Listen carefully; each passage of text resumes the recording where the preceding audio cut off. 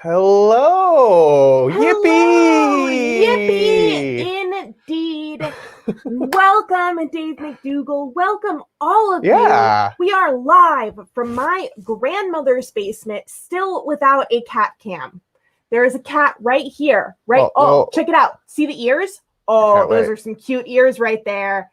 Damn. Now you really want to stay for the rest of the stream because who knows when you're going to see a cat.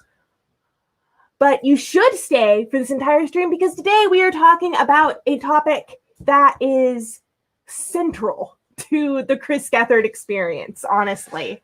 Like literally all of Chris Gethard, this is central to the experience, and that is fan art and the fan art community. And there are so many interesting philosophical and like economic and psychological considerations to all of this. So my brain is just like, yes, there's the cat cam. Me these thoughts. Yes, second unit cat cam precariously in between the two computers that are in front of us, or the monitor and then the old computer that doesn't work well enough to even do anything. But yeah, today we are going to be talking about fan art.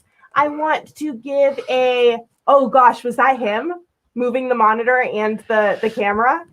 He really wants to be on camera. I think a star is ready to be born, and his name is Gatsby. Does pictures of him count as fan art of Gatsby? I want fan art of Gatsby. Straight up. If that happens, I will go crazy. But yes, we are talking about fan art. I want to talk a little bit about the history of fan art, some of the current debates and thoughts about fan art in the current landscape, as well as, most importantly, we're going to talk to fan artists. Yeah, we're going to talk to some awesome people in this very community making badass fan art. And we're going to show off our fan art. And if you want to talk about your fan art, let us know, and we'll get you on this stream. Firstly, I do need to show off some fan art that was created how many years ago? Oh, this was like the public. Was this public access? No, this was public access. This was public access. This was when they came to Sketchfest and had El Pescado Muchacho and a naked Murph. Exactly. That's what's so cool about this community, and why especially I'm so glad to talk about how fan art is in our community versus other communities, what makes a productive fan art community, what it means to have productive art, what it means to own your art, what it means to be part of a community, what it means to contribute to every friggin' day for every friggin' show. And even the hosts are like obsessed with it. Fucking yeah, Mr. Brood, we're gonna talk to Primal. But let me go a little bit into the history of fan art. So fan art, of course, has always existed, but the idea of the fanzine and really the communities around creating derivative works were about in the 30s. Yeah, because there was the Comet. Yes, there was the Comet. The Comet is a zine, fanzines for science fiction. This all kind of grew out of science fiction fans being like, we want to talk to each other about things. It started with letter writing so that there would be lovely little like communities where they could talk about their art. And then it turned into this very first zine that was created, fanzine, that, we have record of, I suppose, which featured fan art. So this was an issue from 1940 of the Comet, but it started in, I think, the 30s. Mm-hmm. Yeah, I think that and it went through multiple different names, but fan art has only kind of exploded from there. Back in the 70s, back in the 60s, it was really Star Trek, where they're like, okay, Star Trek.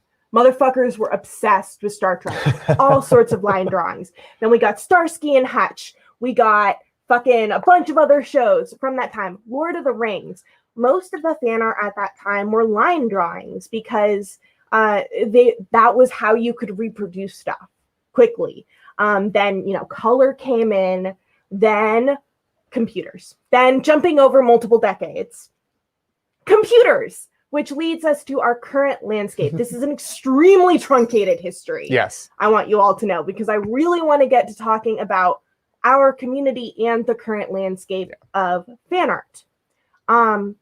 So within our discussion of fan art, I basically wanted to present two different arguments that I was able to find online that outline sort of the pros and cons of fan art as a concept, each with their own sort of definition of what a fan art is and what role a fan art has within an individual's life and community. So let's start with the bad, because we always got to start with the bad, but the bad leads like such interesting points that I couldn't put it down. So all of these ideas and points I took from, great, you're going to show them how I'm wearing your ugly Crocs. That's not what I was trying to show. Fake Crocs. That's not what I was trying to show. I was trying to do cat cam again.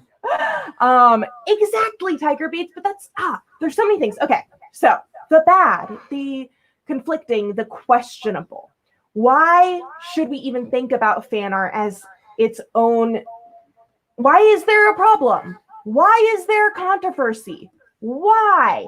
I'm gonna stop. Awesome, Annika. I'm gonna stop doing this. I'm getting distracted by cat cam. I apologize, everybody. So here's some of the things that come along with fan art.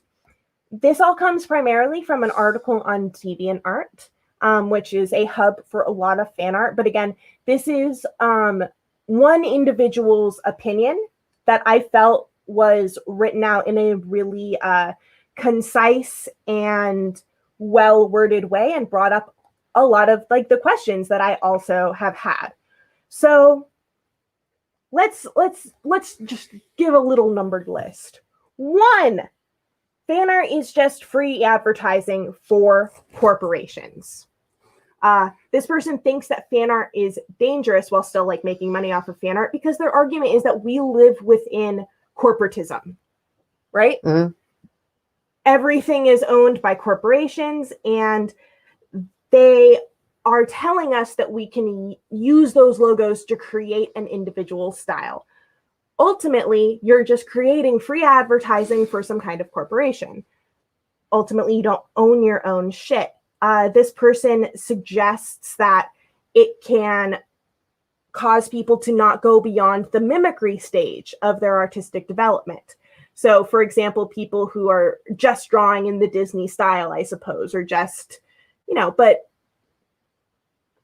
you can already see me being like, I was a child doing this, and all of the comic book artists that I've ever heard of did this. I also think it's interesting because the Disney style in particular is now used so transformatively, where it's rendering other things, other properties or other sort of ideological arguments in that style with a purpose. Exactly. And so even that is more complicated, I think, than simply... Exactly. And I think that this person is, of course, pulling their experience from DeviantArt. I think that what's interesting when we get into the prose article is that a lot of the people on DeviantArt are younger. They're learning their artistic style. They're still, there's no like stage of artistic development one should be by a particular age. It's just sort of like how you learn that shit. Yes, raking in that Hollywood money. So here's the main issue with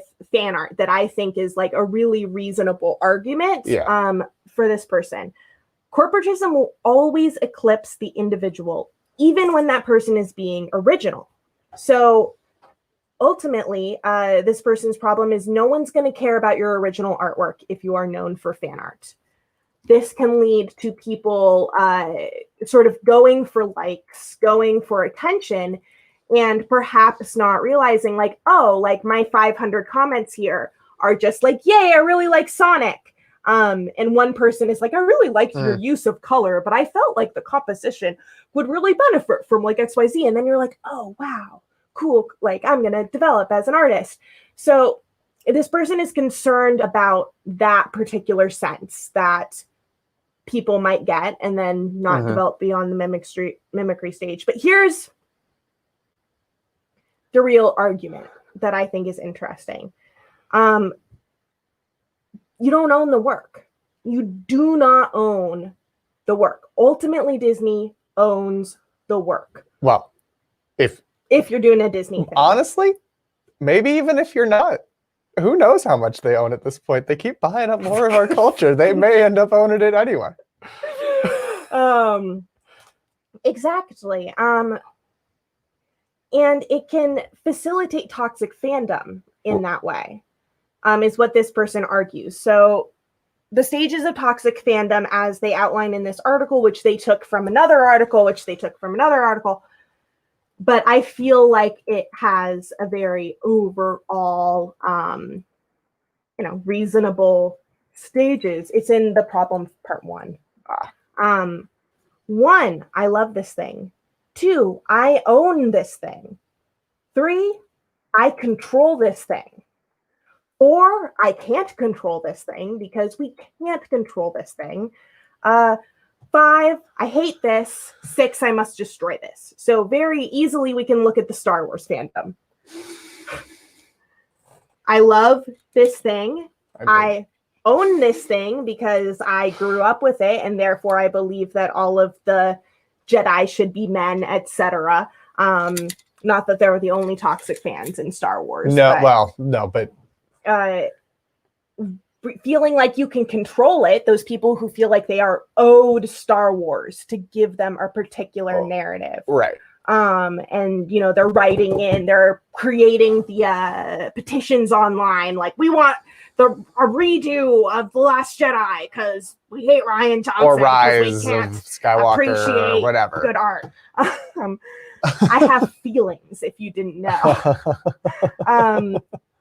Realizing that you can't control this thing. So this is sort of where those people go from like, fuck, I'm coming up against the wall at which I can't control whether or not there are women in my Star Wars.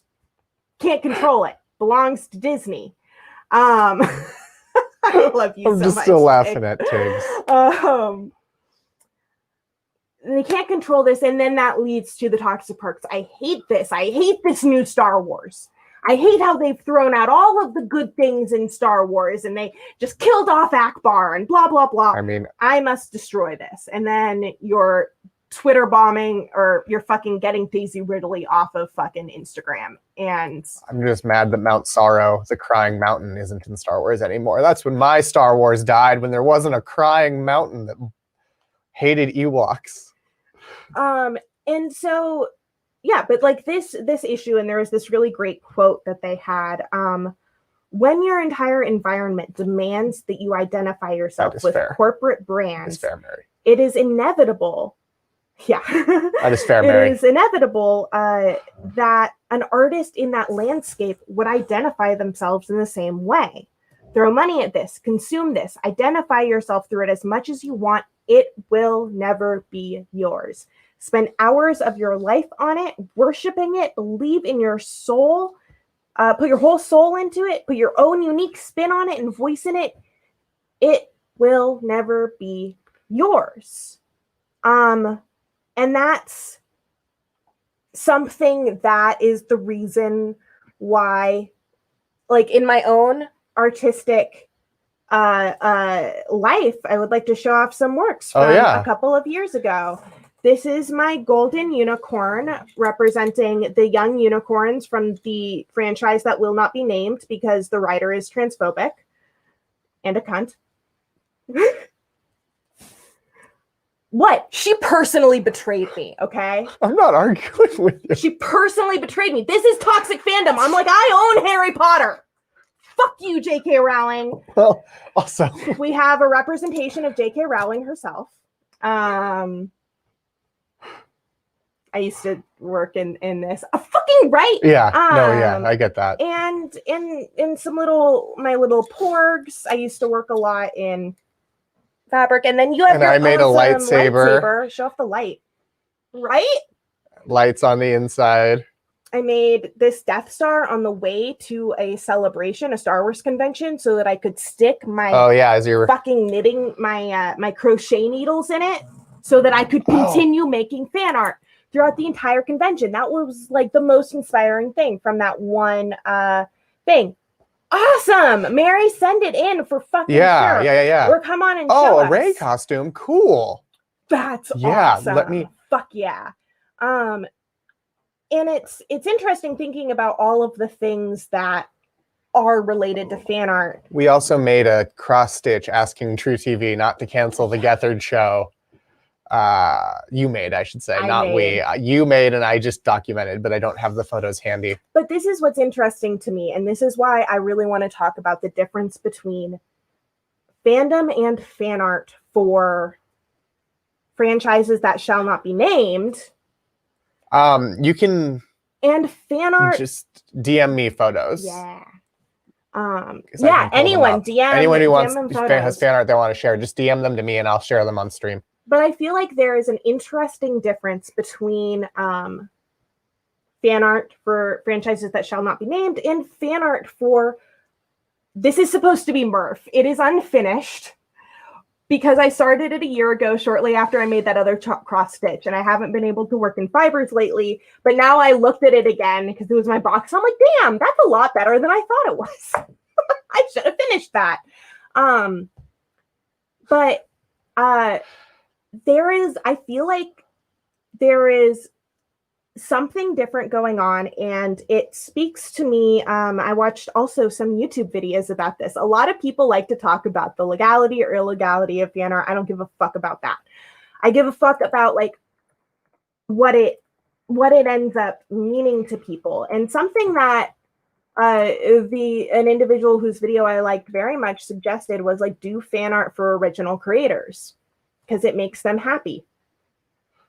So that's another side of fan art, there's fan art for fun and profit where you want a lot of people looking at your shit because maybe you'll maneuver it into original content. Maybe it'll be maneuvered into fucking working for Lucasfilm.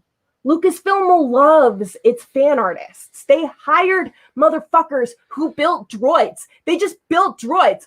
Oh, that's fucking awesome. So this is Mary's. We share the correct tab, but this is Mary's pin, which is amazing. Isn't that great? Oh my god. And then Mary also sent her Rey costume. And costuming is so cool. So like and that's another I don't have my costumes here either. No, they're all like hanging up in weird spots, but when I think back to all of the art that I have made over the past couple of years in my like adult artist journey, most of it is fan art. Like this motherfucker, this is Alexander Hamilton. Yes. So like he's from fucking Hamilton. People are so. I'm so sorry, Bubby. I can't talk to you right now. I'm talking about fan art, a thing that you do not understand because it didn't exist when. In the fucking 20s. Yeah, exactly. So there's fan art for fun and profit, and then there's a different kind of sort of element of fan art. So this second element of fan art, I've just been going on about like this person's concerns about fan art. There is the fan art that this individual person, this is a really cool article. It's an actual study that they did. It's qualitative study. I also have, sorry to interrupt you, but I have to show you something. Eric Germ made fan art of us, of this stream already. Oh my God. Oh, now I know. But see, that's what's so cool about I love this community so much. How much it contributes to the art in this community. Like there is a dynamic here that doesn't exist in Star Wars and doesn't exist other places. The article that I want to mention really quick before we talk to everyone about this is it is a study, a qualitative study. So what they did is they asked questions to people online who are fan artists about how they got into it, how they feel about it. And the conclusion that the author drew was that fan art communities are operating like fucking guilds from medieval times. Like they are the era, the era, not the wonderful restaurant. Oh man. In the way that it creates a community of individuals who are working on the same thing. It facilitates faster and better art creation, like in development with all of them, because everyone's working together and looking at each other's shit. And it creates that kind of community where people can support each other and create more things and be. Yes. I agree with that. Fuck. Fuck. I can't left or right. It's right there. I can't do it. Okay. Can't you see it? It's right there. I got it. I don't know why that was so hard for me. I apologize to everyone. But they see it more as guilds. Of course, they're talking about people on DeviantArt. They're talking about primarily, like that was where they got the study. And Everleaf, I believe, was the other site that they were pulling from. But I think one thing that's interesting is you can see that in Planet Scum. Yeah. Because like right now we're using StreamYard. And StreamYard is why we're able to highlight all of your comments.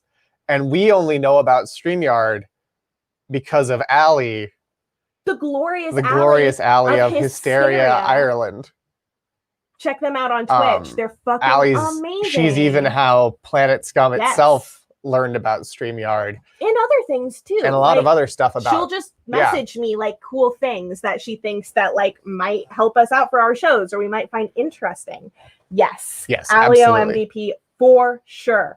And so what I want to do is I want to invite we have some wonderful fan artists here with us from the Chris Gethard Show community. And I would love to hear from you sort of how you got into fan art, any other sort of fan art that you have engaged in, and what it feels like being a fan artist in this community for these shows versus other ones. Because I think that despite the fact that it's true, like we don't own anything that Gethard does. Like Gethard owns this. Like if we put up pictures of ourselves in these shirts, like I would have a hard time arguing that he can't use these pictures, you know, to like promote himself. And when we started this podcast, that was very present in our minds. Like when we were thinking about developing, we don't own TCGS. We are doing this because we love it. And we want those artists to know that we love them and therefore make more of the art that we want. It's bribing. We are bribing them with attention and fan art in order to get what we want. So let's bring everyone on. Let us bring everyone on. Stephen Premel. Stephen Premel, amazing. We have local unknown, continuing to be unknown. We have Crudely Drawn here with us. Crudely Drawn, and we have Print Under Pressure. We have Print Under incredible community members. Absolutely. Scum. Cat! What's his name? This is Pukey after her favorite hobby. Look, it's another kitty. You hate those. Yeah. Gatsby. Oh, yes, you're a good kitty. Always hanging out just out of frame. I love that logo. Cool. But that's so. I would love to just sort of have a discussion with all of you, and anyone else who wants to come on. You can obviously pull out any fan art you want to show off. But I would love to know from you, as a starting question, how did you get into creating fan art? This is not yours. We don't own our fan art, but it is not the cat's. It is especially not. No, this is not I mean, I never finished it, so like maybe it should just be his toy, because it's not like I'm gonna finish any fucking Harry Potter shit now. Unless it's a big ass, like I hate you. I actually thought about reaching out. One of my favorite artists is still doing like a Harry Potter art week. And I reached out to them and I was like, hey, maybe not the best thing to do this year or ever again. Never heard back, but they didn't block me, so there's that. That's really interesting. When all of that stuff started happening, I was listening to a lot of Harry Potter podcasts, and a lot of them put out statements of like, we hate J.K. Rowling now. We're not sure what to fucking do about this, but we've decided like the fandom isn't hers. Like what we took from Harry Potter are all of the wonderful things that she is apparently fucking against now. And that's really the thing is when, and this is, I think, true for any artist, once you put it out there, once it's not on your tablet, but it's in a public forum, it ceases to be yours. Yeah. You don't get to really have a say on what people find, appreciate, or take from what you've produced. It's out there for other people now. Erotica is like the perfect example of that. You take Harry Potter and you remove people's clothes, and like authors get mad, children's parents get mad, but like adults read this too, and this just so happens to be a thing that people care about enough to like fantasize about. So like already you have that one very blatant layer of like, you don't own this anymore, and there's nothing you can do to make me stop because I'm not profiting off of it. So many good puns. That's amazing. But I would love to know if we could just go in a circle, starting with Laura. Laura, how did you get into fan art? What was your first experiences with that? So when I was like 10 or 11 years old, I was when the first Harry Potter book came out. So we'll just say that it began there as like what I can remember first. And I think that the reason that I started with that is because like I don't actually have that great of an imagination. So like people would be like, draw me something. And I'd be like, all right, which Slytherin would you like to see? Because like it's fodder for like it's like a great jumping off point for me, I think, fan art. And like until that grew into like literally a whole career of art. I'm a professional graphic designer. I taught drawing and graphic design and 2- and 3-dimensional design in colleges, and Canon still purchase your masks. Yes.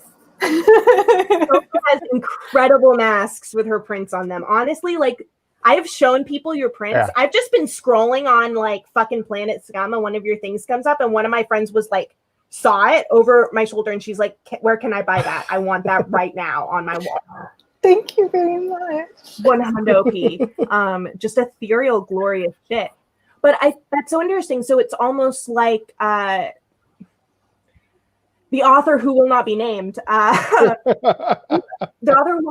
was acting in a way as the starting point of that community, the way that communities together will iterate on something to grow together. Like she kind of pushed the first log out there.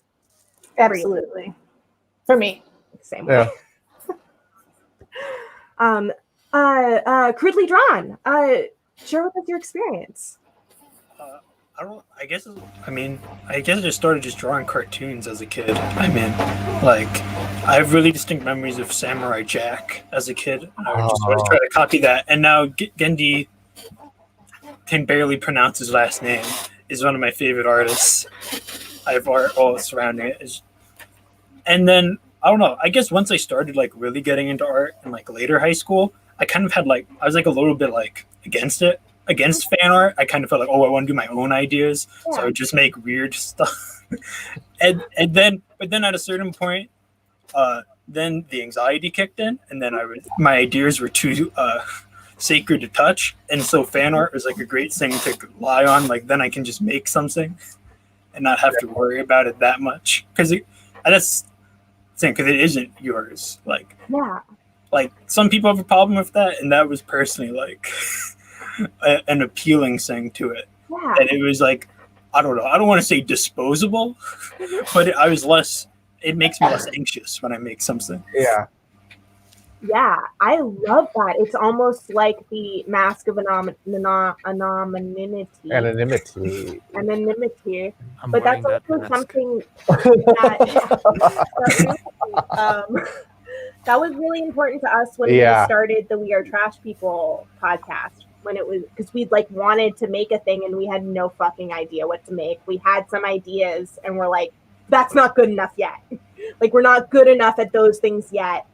But just making a thing every week helps get us over that sort of feeling. Thank you so much. Local Unknown, I love your art. I love your art, yeah. And I love this too. This is amazing. Oh my god! This is for you, Eric. You thought no one was talking about it. I'm going to expose it. I love it. Tell us about your first experience with farts. Straight up, I'm not that good of an artist, actually. I'm really good at ideas and computers and thinking of funny things. So my first real venture into fan art was TCGS. Wow. And back in the public access days? Yeah. I don't know if any of you are from the past or not, but I first rolled through a long time ago. Having some fun with different stuff. Yeah. Oh, cool. Just This all is over the great. place. Oh my god, God. Godzilla fish man. Oh, I mean human fish, let's get real, but still. I don't know if any of you are from way back then, but I think I've definitely seen some of these, like the gimbal. it's at least worth a research project for you guys. You can dive into it later. These are incredible. I mean, it really feels like what the individual from that article was saying, and kind of what Crudely Drawn was saying. I feel like you are developing your art skills and the art skills you want. Hi, Mary. Mary. Welcome. What's up? Yeah, that picture of Connor Ratliff is amazing. But it sounds like, do you feel like you have developed the artistry skills that are of value to you personally through these projects? Yeah, like all you need is YouTube videos, Photoshop, and a drawing tablet, and you can pretty much accomplish anything. That's incredible. Stephen Premel, share with us your experience with fan art. Yeah, so my experience is a little twisted. First thing I gotta say, Local Unknown, man, good is relative. That was all fantastic. Yeah. That was wonderful. No, Skills computers, not me. You. I grew up watching, and the old timers might remember this. Teenage Mutant Ninja Turtles started as a primetime cartoon. And so I grew up drawing everything Ninja Turtles.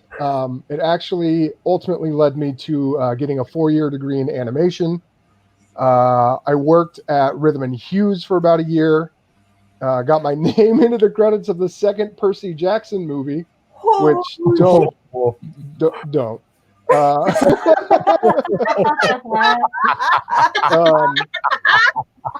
But ultimately was kind of rejected by the animation industry. And doing fan art, my first piece was for the 3rd Klon episode.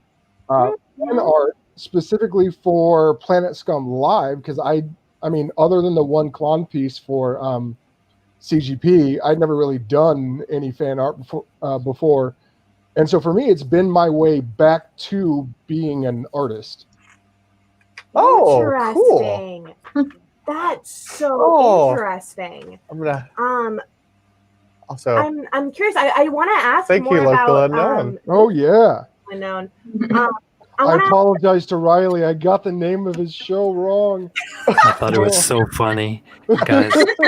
I had to make the 3rd one with the big at the end. I appreciated that so much. I felt so much like less alone. But that's what's so cool about the way that fan art is in this community. Mary, thank you so much for joining us. Share with us experiences with fan art.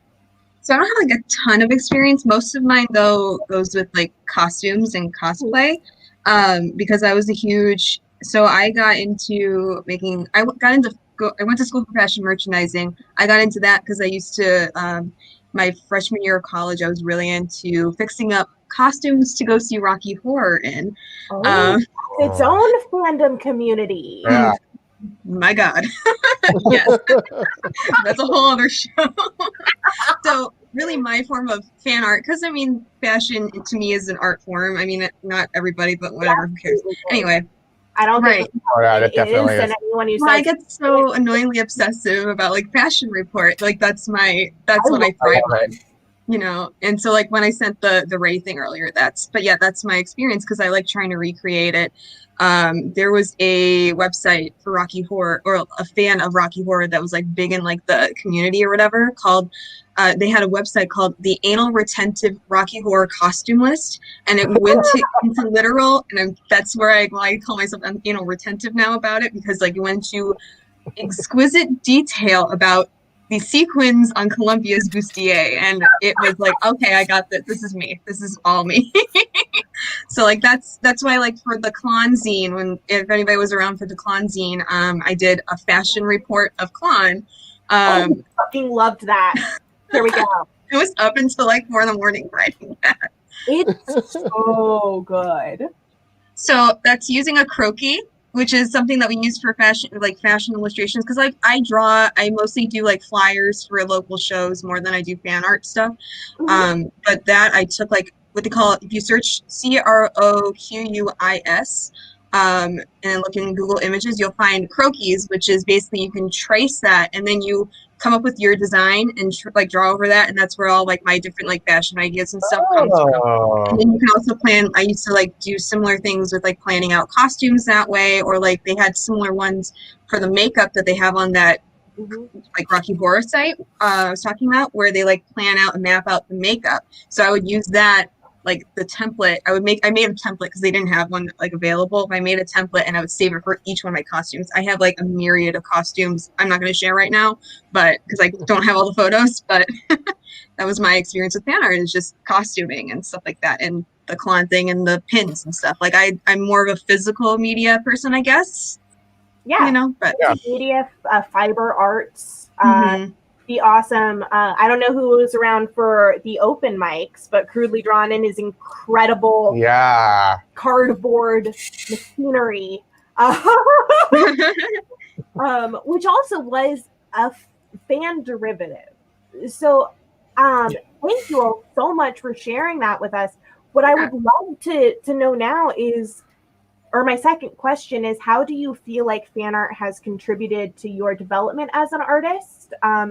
Do you feel like it has? Is it something that you just like, you know, fuck around, do for fun, which is absolutely valid? Something that you feel like is developing your skills, something that is something for fun, but like if you didn't do it, you would probably explode. Because that's how I feel. I'm just like, my brain is bleeding out of my ears. I haven't made anything in like 2 days. Oh yeah, that's a big mood.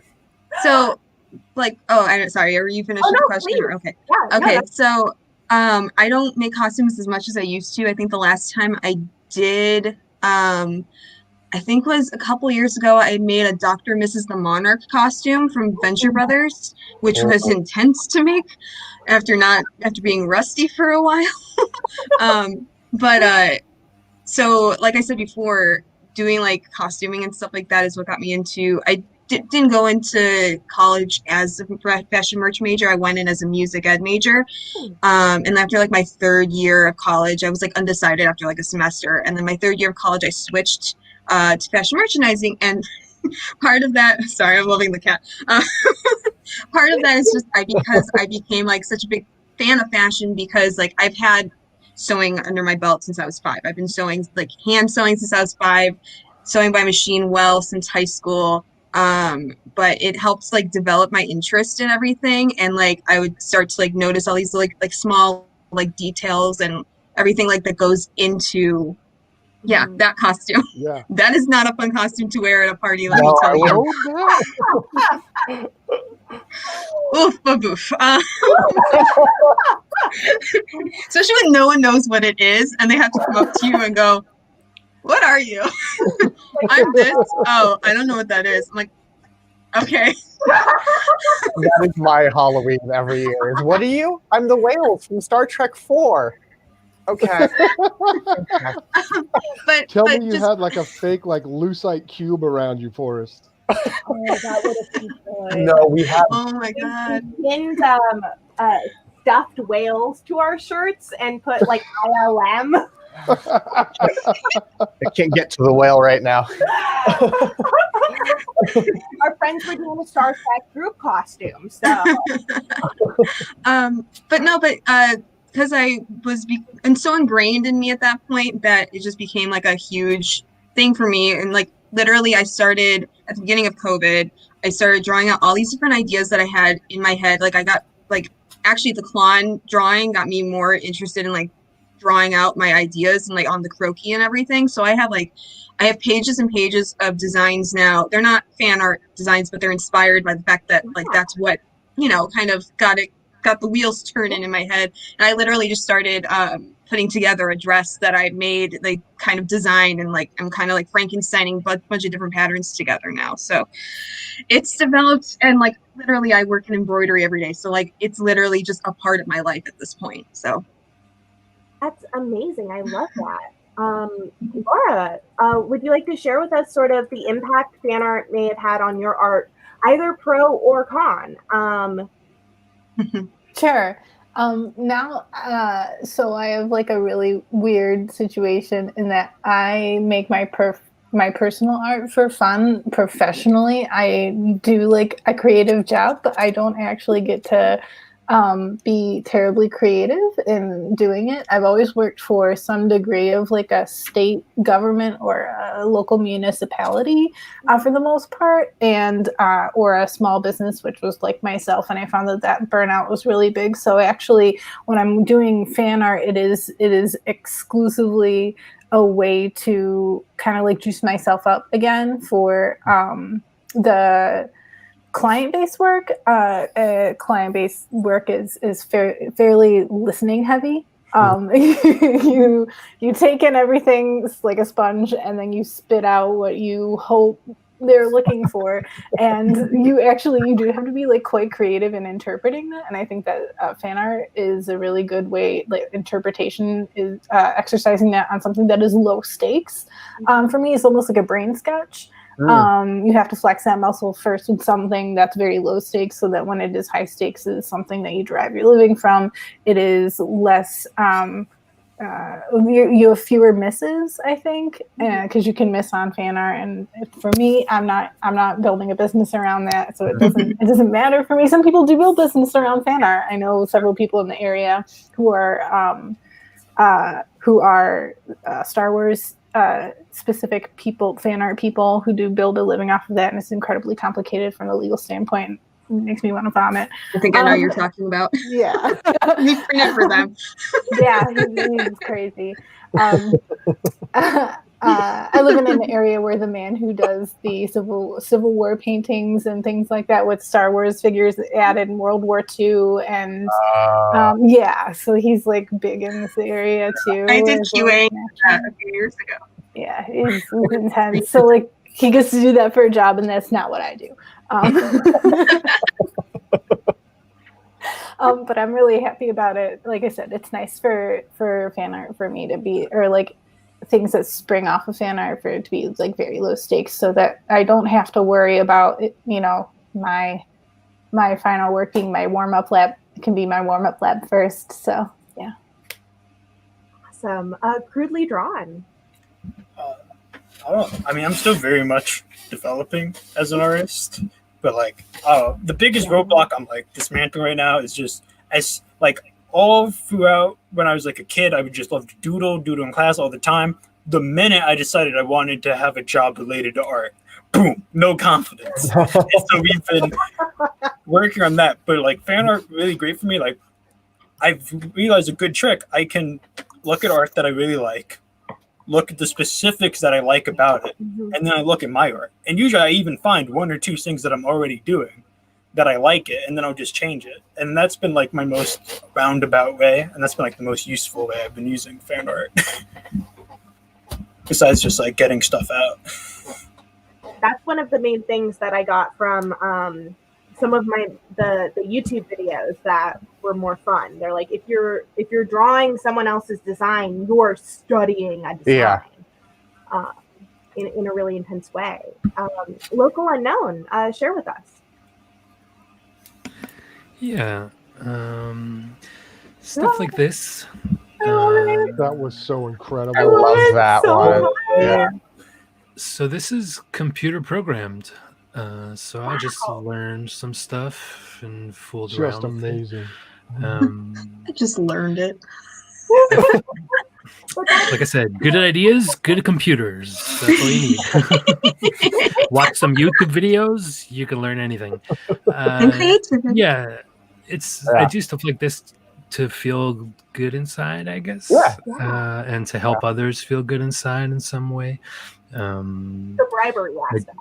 Yeah, well, that and also having something to exert myself to. Yeah. Like I had a recent experience that was very negative, so I was looking for some way to be creative in some venue or other, and I thought, oh yeah, like, what's going on in the world of the Gethard verse, and so here I am. Yeah. It worked however many years ago. Maybe it'll work again. But I think that's what this community really brings to the table is like, as someone who dipped out maybe 2017 or so and just is rolling back through all these years later, here you all still are. So it's one of those things, like, you might get lost, you might get found, and if you get lost again, then you can try and get found. Yeah. You can always find yourself in fart. We're also joined by Purple Hat, who's been doing awesome clay figurines. Yeah. Stephen Kreml, I'm curious what you feel like you've gotten from fan art for your own artistic development. And then next time we'll talk about community. The technical skill of mine has started to come back, right? Just the process to the point now where for the first time in nearly a decade, I feel comfortable trying to move beyond just fan art and doing my own compositions. Really, had I not started in on a I don't know how to say it, but started in on doing fan art for the show at all, my skills would just have continued to deteriorate. I was ignoring them for a long time because of, when something like this is your 4-year degree, something that you spent 8 years working on, you can do the math, it checks out. And then you're kind of unceremoniously dumped from that. That, kind of kicked me in the soul a little bit. And using fan art as a way to get back into just being an artist in general has finally lent me some comfort towards moving beyond that. Just beyond the fact that producing art regularly will bring up anyone's technical skill, whatever the discipline is. And so being able in some small way to help contribute to, right, with like the Trump and the author who shall not be named art, right? Like being able to do something positive or provide my own viewpoint on something that I see an issue with. That's not something that I would have felt comfortable doing even 4 or 5 years ago. But with this community and with the show really inspiring me to want to do better, now I'm doing things beyond just fan art. Now I'm doing fan art better than when I started. And it's just kind of incredible to me seeing that shape and seeing that shape inside myself. That's beautiful. We have 9 minutes before everyone needs to go to the Discord for the pre-show. But one of the people who will definitely need to go for the pre-show just joined us and is Purple Hat himself. What's going on? Oh, I'm sorry, Purple Hat. Oh, no. No, but I would love to know, Purple Hat and everyone. I mean, I suppose we can open it up to a popcorn discussion. And I'll be sharing people's art while we talk. What do you guys think differentiates, makes better, or more complicated the process of fan art and creating community around fan art within the Gethard sphere? Technically, even though I guess it's like Planet Scum, the network, but it feels a lot more like we're creating art for individual creators, which is a lot more personal. But we're also a little community of fan artists. Not just the ones here, but many people who watch this show. How do y'all, have you been in communities like that before? How do you feel like it works, and how do we avoid the issue? This is the thing I'm afraid of. We're all like doing all this stuff, and we're all getting better and like drawing for a full fucking year. And like, I mean, I've seen Forrest. Oh yeah, my skills have developed so much. Forrest was like, I'm not a drawing artist, and then he started fucking with my Procreate app, and now he's like a designer. How do we make sure that the community of fan artists and this continues?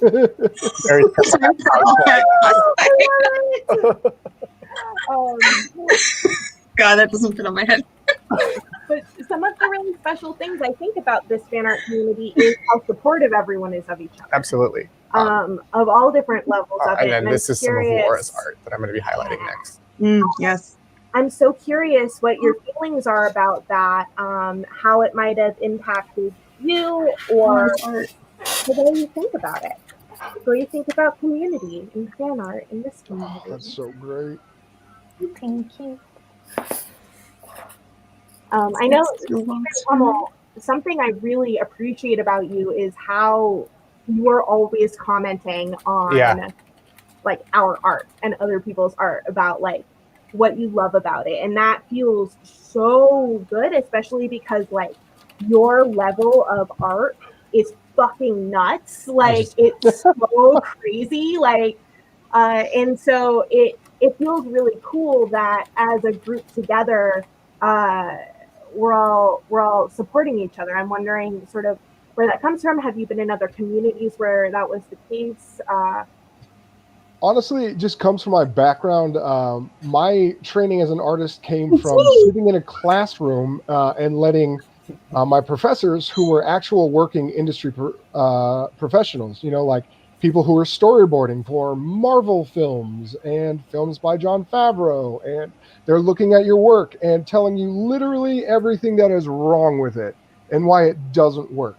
And while that does help build a thick skin, at the same time, when people do something that's fucking awesome, they deserve to fucking hear that.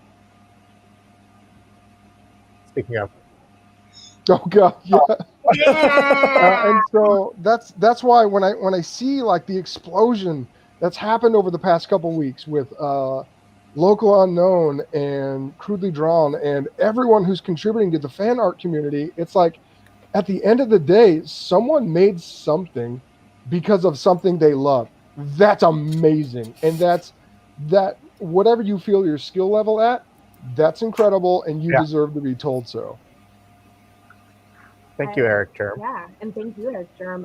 Purple Hat, I'm curious, because you just joined us, what your thoughts are on how we create an artist community that's essentially derivative of something that we don't own, which is the other like question. Like I started feeling kind of burnt out making Star Wars shit because the community seemed really weird, and I felt like I was making shit for Disney. Honestly, like that's how it started feeling. But I have never felt like that with any of the shit that we do for the Chris Gethard show. You know, it feels like it's a conversation with the show itself, which is interesting. Yeah, I feel like we all benefit from being like incredibly involved in this community. How it's not just like us taking in multi-million-dollar media. It's kind of incredibly grounded, like especially being someone in the New York scene. I feel really weird about making some of this fan art of people that I've, you know, had meals and conversations with. It's a little jarring sometimes. But like it's from my perspective, like I don't consider myself too much of an artist. I do it as like a kind of a decompression thing when I'm having some tough times and some stressful days. I put my hands to the clay, which I haven't really done since, I want to say, middle school. Oh, there's a cat. Can we have a moment? Yeah. And that's what I think is interesting. It's sort of the way around toxic fandom. in which like I feel like we can put. Oh my god, I love that picture so much. Yeah, we're gonna share Show it. crudely drawn fan art of a show that appears on a stream called Radio Free Multiverse. Oh, that's where it's on. My computer sometimes it just starts humming in like language, and I watch the show. It's pretty cool. So yeah, everyone watch out for That's hunting gorgeous. computers. I get like a hardcore tarot card vibe off that. right. Right? Ooh, Planet Scum tarot cards though. Oh my god, yes. Yeah. Get on that. Guys, it was great humming into the computers and voids with you, but I love you all. I gotta go.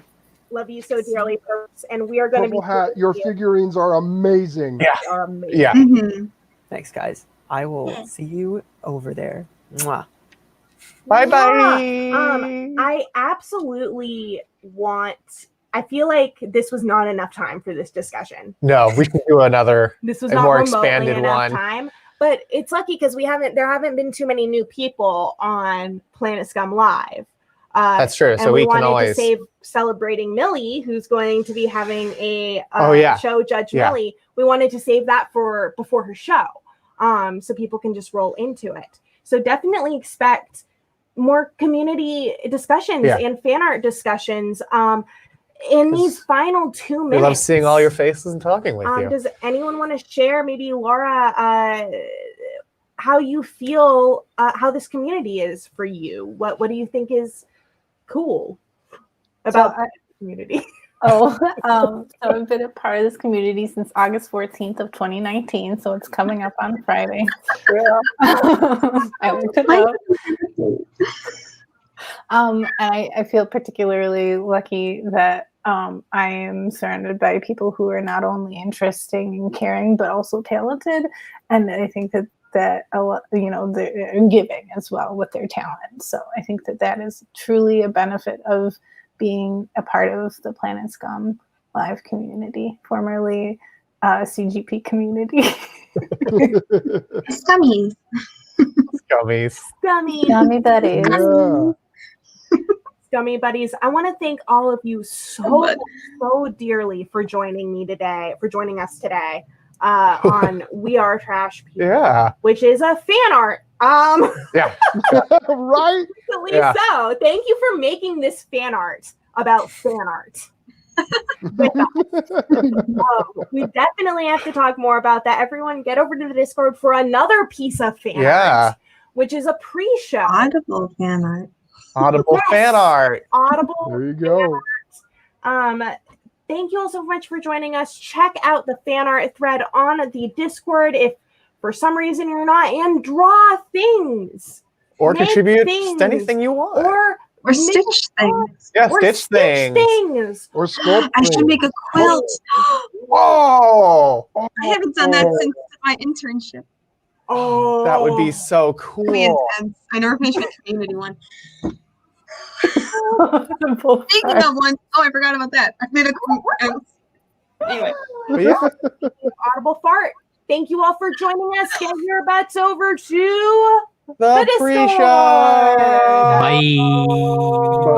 Bye. Bye.